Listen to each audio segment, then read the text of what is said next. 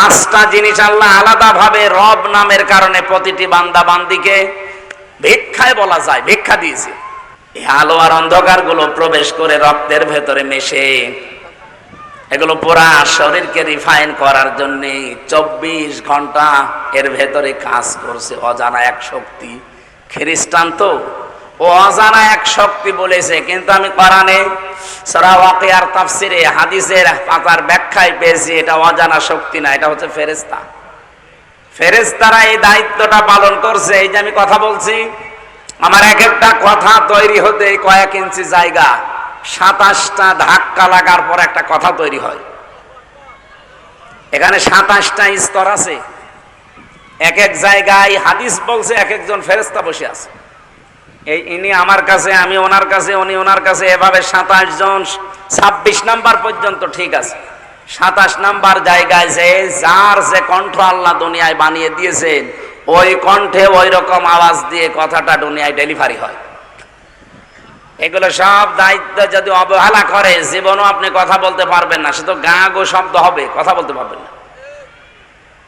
এই জন্য 5টা জিনিস আল্লাহ আলাদা ভাবে রব নামের কারণে প্রতিটি বান্দা বান্দিকে ভিক্ষায় বলা যায়, ভিক্ষা দিয়েছে।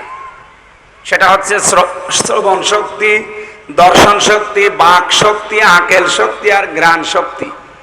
এই 5টা দুনিয়ায় কেউ দেয়নি, মা বাবাও দেয়নি।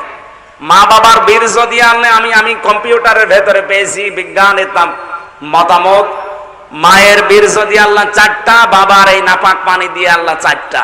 চুল, রগ, হাড় আর পর্দা, রক্ত, গোশত, চর্বি আর চামড়া, এই 4, 4, 8টা জিনিস যখন এক হয় আল্লাহ নিজে তার পক্ষ থেকে আরো 5টা জিনিস আলাদা ভাবে ওই রব নামের কারণে দান করে। ওয়াজআলা লাকুমুস সামআ ওয়াল আবসারা ওয়াল আফইদা। এটা সূরা নাহালের ভেতরে আছে, 14 নম্বর পারা, 14 নম্বর পৃষ্ঠা, 13 নম্বর লাইনের 78 নম্বর আয়াতের মাঝে আছে এই তথ্য। আপনি নোট করে নিয়ে বাড়ি যেয়ে মিলাবেন। আল্লাহ বলেন এই 5টা জিনিস আমি নিজের পক্ষ থেকে দান করলাম। আমি যদি একটাও কম দিতাম দুনিয়ায় আসতে, কিন্তু পূর্ণাঙ্গ হয়ে আসতে না। বলেন তো আল্লাহ যদি এই যে বাক শক্তি না দিত, কথা যেটা বলি, তাহলে দুনিয়ায় আসতাম বোবা হয়ে। বোবা আসে না অনেক বোবা? ওই জিনিসটা আল্লাহ তারে দেয়নি।